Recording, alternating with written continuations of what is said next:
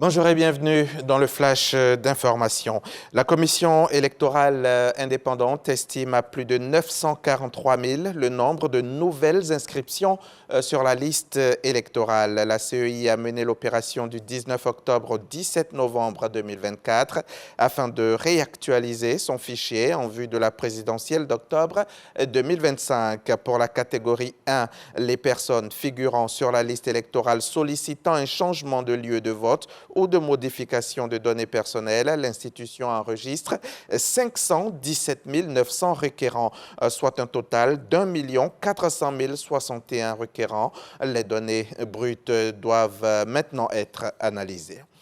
Hier, à la mission permanente de la Commission auprès de l'ONU à New York, la Côte d'Ivoire et la Bolivie établissent des relations diplomatiques à travers la signature d'un communiqué conjoint. Le représentant permanent de la Côte d'Ivoire auprès de l'ONU et son homologue de l'État plurinational de Bolivie ont paraphé les documents au nom de leurs gouvernements respectifs en présence de notre envoyé spécial sur place, Michel Digré.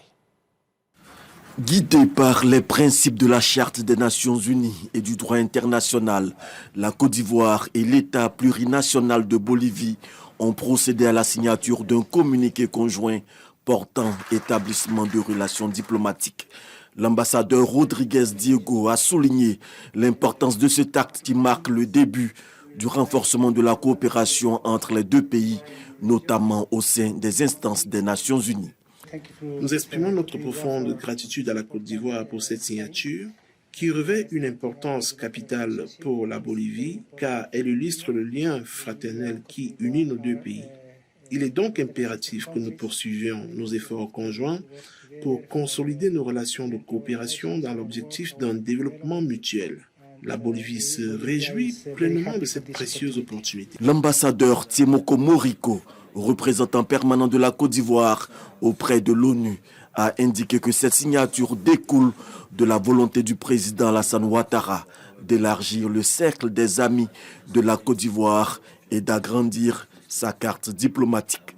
La Bolivie fait partie des 6 pays pour lesquels le Conseil des ministres, lors de sa séance du 30 septembre dernier, a marqué son accord pour l'établissement de relations diplomatiques avec la Côte d'Ivoire.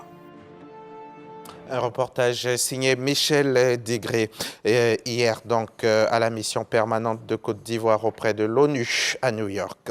Au Sénégal, les résultats officiels des législatives anticipées viennent d'être proclamés par la Commission nationale de recensement des votes. Le raz-de-marée du PASTEF est confirmé.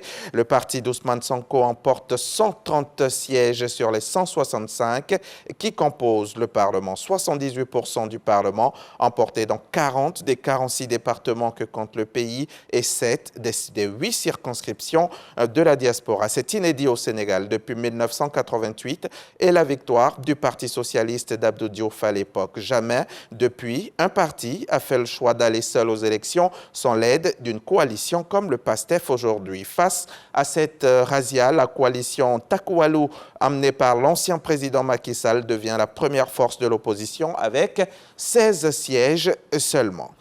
Mobilisés partout en France, les agriculteurs bloqués depuis mercredi 20 novembre au soir, ils ont bloqué le port de commerce de Bordeaux. La coordination rurale, principal syndicat resté mobilisé sur le terrain, avait annoncé jeudi soir qu'elle lèverait son blocage, estimant que le Premier ministre avait répondu à ses revendications sur les normes européennes. Il réclamait un engagement du gouvernement sur l'alignement de plusieurs normes françaises sur celles des voisins européens parce qu'aujourd'hui, des produits phytosanitaires sont utilisés dans des champs en Espagne, mais interdits en France.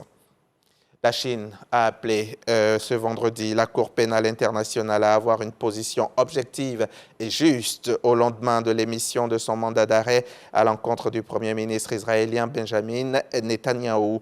Le Premier ministre israélien et son ancien ministre de la Défense Yoav Gallant, visés par un mandat d'arrêt de la CPI, sont notamment soupçonnés de crimes de guerre et de crimes contre l'humanité pour leurs actions dans la bande de Gaza. En théorie, la CPI compte sur la police de ses 123 pays membres pour les arrêter. L'État israélien, lui, ne reconnaît pas l'autorité de la juridiction internationale.